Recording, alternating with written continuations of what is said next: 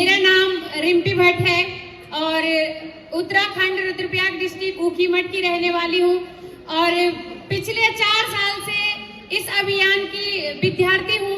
सीख रही हूँ इस खूबसूरत से अभियान को अपनी ग्रेट अपलाइनों के सानिध्य में। मैं प्रणाम करती हूँ इस मंच के माध्यम से आदरणीय टीसी सर, हमारे अभियान के संस्थापक। प्रणाम करती हूँ सभी रिस्पेक्टेड कोर लीडर और प्रणाम करती हूँ पूरी यूथ टीम का जिन्होंने इतना बड़ा आयोजन किया। मेरी इस अभियान में पिछले 4 साल पहले शुरुआत हुई थी। मेरी किसी पड़ोसी के माध्यम से मुझे ये अभियान मिला था। शुरुआत में मैंने सीरियसली नहीं लिया इस काम को, क्योंकि 2 वक्त की रोटी के लिए बहुत ज्यादा स्ट्रगल नहीं करना पड़ता था और ऐसा नहीं लगता था कि इस काम की जरूरत है, क्योंकि आसानी से जो है 2 वक्त की रोटी मिल जाती थी। लेकिन उसके बाद मेरे जीवन में एक ऐसी घटना हुई जिसने जो है मुझे हिलाकर रख दिया अंदर से, और ये हो गया था कि अब जीवन आगे जीना है या यही खत्म करना है। क्योंकि मेरे 2 छोटे छोटे बच्चे थे, मेरी एक बेटी 4.5 साल की और बेटा 2.5 साल का। तो 2 छोटे बच्चों के साथ में जो है मेरे पति ने मुझे छोड़ दिया था और ऐसा लग रहा था कि मैं कौन सा तरीका अपनाऊं जिससे मैं अपने आप को ही खत्म कर दूं।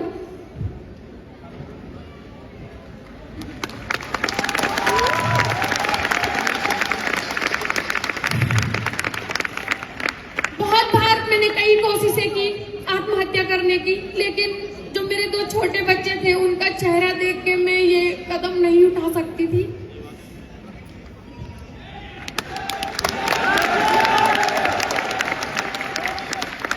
फिर जब मेरी इस संघर्ष भरी जीवन की शुरुआत हुई तो मैंने सिलाई के काम से शुरू किया। सिलाई से शुरू किया और लॉकडाउन के टाइम पे मेरी ऐसी परिस्थिति थी कि मेरे पास 100 रुपये तक नहीं था। तो सिलाई से शुरुआत की, थोड़ी बहुत 4-5 हजार रुपए इकट्ठा किए। उससे मैंने कुछ लेडीज कॉस्मेटिक सामान खरीदा गांव में, उसको बेचने लगी। मेलों में ठेलियां तक लगाती थी। लेकिन उसी बीच मेरे जीवन की सफल मार्गदर्शक मेरी अपलाइन सुषमा बिष्ट दीदी मेरे जीवन में आई और उन्होंने मुझे इस अभियान का विजन क्लियर करवाया। उन्होंने मुझे बताया कि बहन, आप भी जो है कब तक सिलाई करती रहोगी, आप इस काम से बहुत बड़ा काम कर सकते हो इस अभियान के माध्यम से। और ये अभियान महिला सशक्तिकरण पे काम कर रहा है। मैंने कहा मैं कैसे कर पाऊंगी। उन्होंने कहा आपको जो है ऑनलाइन मीटिंग अटेंड करनी है और सीखना पड़ेगा यहाँ पे। तो मैंने कहा दीदी माफ करना, मेरे पास बटन वाला फोन है, मैं नहीं सीख सकती हूँ, मैं कैसे करूंगी। तो उन्होंने कहा अगर कामयाबी चाहिए तो टूल्स बहुत जरूरी है, तुम्हें लेना पड़ेगा। तो मैंने अपनी माँ से रिक्वेस्ट करके एक फोन मंगाया था और मेरी माँ ने मुझे फोन दिलाया था 9,000 रुपये का। काम करने का कोई बड़ा मकसद नहीं था शुरुआत में, क्योंकि मुझे समझ नहीं आ रहा था, क्योंकि जो मेरी अपलाइन है वो बहुत अच्छी खासी पढ़ी लिखी महिला, उनकी एजुकेशन के बारे में मैं क्या बताऊं, क्योंकि मुझे पता ही नहीं है कि वो डिग्रियां क्या होती है। उनको कहते हैं कि बीएड एमएड क्या क्या कर रखा है, यूटेड सीटेड पता नहीं क्या क्या बोलते रहते हैं वो। तो मैंने कहा ये शायद पढ़े लिखे लोगों का काम है, क्योंकि मैं सिर्फ हाई स्कूल हूँ। और मैंने यहाँ पे जो है मुझे लगा मेरे बस का नहीं है, मैं नहीं कर पाऊंगी। लेकिन मेरी अपलाइन ने मुझे विश्वास दिलाया, भरोसा दिलाया कि नहीं तुम कर सकते हो। तो शुरुआत में मकसद था सिर्फ 9,000 रुपए का फोन जो मेरी माँ ने दिलाया है उसकी कीमत वसूल होनी चाहिए। तो वहां से शुरुआत की थी। एक ऐसे घर में मैं रहती थी जहाँ पे बारिश के दिनों में हम पूरे बिस्तर पे सो नहीं पाते थे।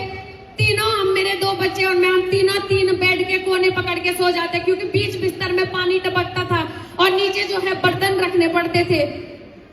तो इस संघर्ष के साथ मैंने इस काम को शुरू किया और मैं धन्यवाद करती हूँ आदरणीय टीसी सर का, जिन्होंने सही में महिला सशक्तिकरण के ऊपर काम किया है, सिर्फ बातें नहीं। अगर आज ये अभियान नहीं होता, पता नहीं मैं इस दुनिया में होती नहीं होती, और होती भी तो पता नहीं कहाँ किस गुमनाम की जिंदगी जी रही होती। तो एक ऐसी जगह से आने के बाद जो है मुझे यहाँ पर आज इस लेवल पे स्टार पर्ल के लेवल पे हूँ। और पहली बार जब मैं नेक्स्ट जनरेशन के प्रोग्राम में आई थी, मैं उस कोने में एक जगह पे बैठी थी। मैंने यहाँ पे लोगों को सुना और मैंने कहा रिम्पी अभी तुम्हारी भी उम्र है, तुम कर सकते हो। और एक दिन जो है अंडर 30 के रूप में यहाँ पे आना है इस मंच पे। और आज जो है मैं सभी अपनी ग्रेट अपलाइनों को प्रणाम करती हूँ, धन्यवाद करती हूँ, जिनकी वजह से आज मैं यहाँ पे हूँ, जिन्होंने मुझे बहुत सपोर्ट किया, सहयोग किया। और मैं हर महिला को कहती हूँ कि अगर मैं कर सकती हूँ तो आप सभी कर सकते हैं। क्योंकि आरसीएम अभियान हर किसी के लिए, ये हमें विरासत में नहीं मिला है, ये हमें जन जन तक पहुंचाना है। और मैं बोलती हूँ अगर आप जन जन तक पहुंचाने में कामयाब हुए तो यहाँ पे कोई महिला जो है स्ट्रगल करने के बाद आत्महत्या करने के बारे में नहीं सोच सकती है, हर किसी को राह मिल सकती है। तो बहुत बहुत धन्यवाद करती हूँ मैं एक बार फिर से सभी अपनी अपलाइनों का जिन्होंने मुझे यहाँ तक आने का मौका दिया और